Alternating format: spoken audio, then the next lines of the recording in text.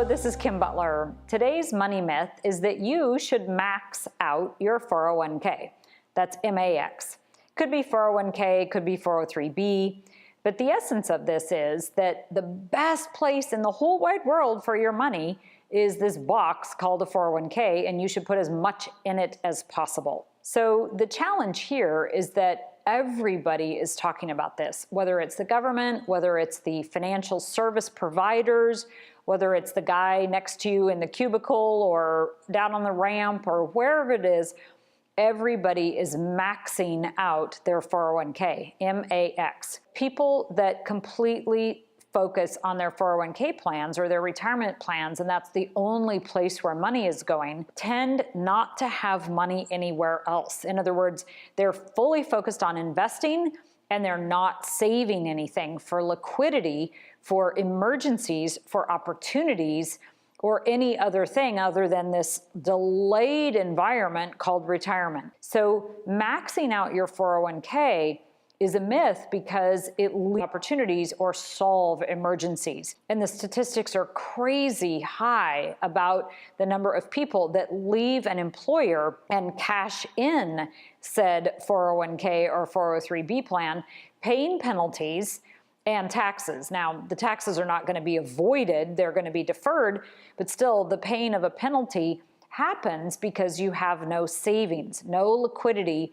no emergency/opportunity money. So the better solution to this environment, instead of maxing out your 401k, is to contribute only up to the match level, MATCH. So most companies offer a match, not all, and so if you don't have a match at all, then I think you have to question whether you should have dollars going into the 401k. We'll talk about that in a minute. But for those that do have a match, if the company's going to match your dollars, say 50% of your income up to 4% or 6% or whatever the match is, then I am supportive of contributing the dollars up to the match level, MATCH, but not up to the max level, MAX. Now, what if your company's not matching? Then you really have to take a look at your own discipline, because one of the positives of 401ks is that you get self-imposed discipline because those dollars are stuck inside that 401k plan. Well, if you have good discipline, you don't need self-imposed from the plan. You can just self-impose your own discipline and save dollars that can go into something that you could get at but is not locked up till 59 and a half like 401ks and 403bs are. The other issue is the taxation. A lot of people are doing the maximum into 401ks and 403bs because the tax deductibility of those contributions today. The challenge with that is they are fully taxable down the road when we take them out. Now, when 401ks were started, that worked fairly well because tax rates were fairly high at the time, and it was very, very common that you would be in a lower tax bracket because taxes were going down and you might actually have lower income when you took the money out. So you were putting the money in and getting a tax deduction on the high side, taking it out on the low side. But as we record this in 2016, most people think that taxes are going up. So here you are in your 401k getting a deduction in what could be a low tax bracket environment to potentially take it out fully taxable in a high tax environment. And this is obviously not a good strategy. So if you believe that taxes are going up and you do not have a match on your 401k, then you are probably better off not contributing to the 401k at all.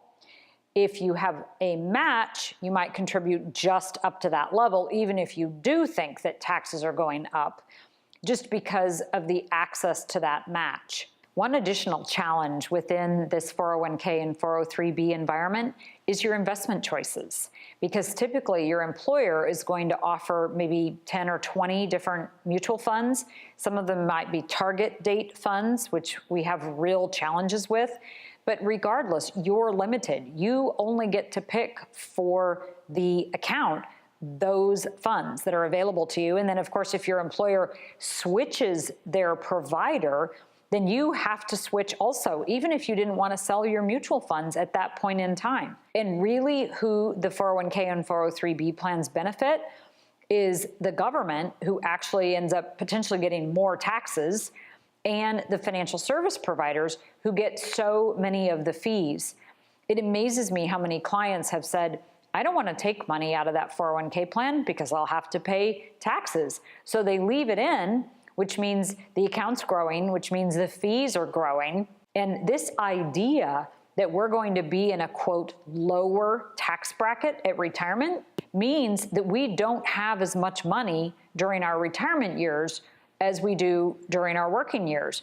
That's not a good goal. That's not something that we should be seeking. And yet this idea has been perpetuated to make us think that being in a lower tax bracket at retirement is a good thing. It's not a good thing if that also means lower income. So head on over to Amazon and grab the book, Busting the Retirement Lies, and take a look at the proof that maxing out your 401k is a money myth. So if you would like some more information, go to partnersforprosperity.com.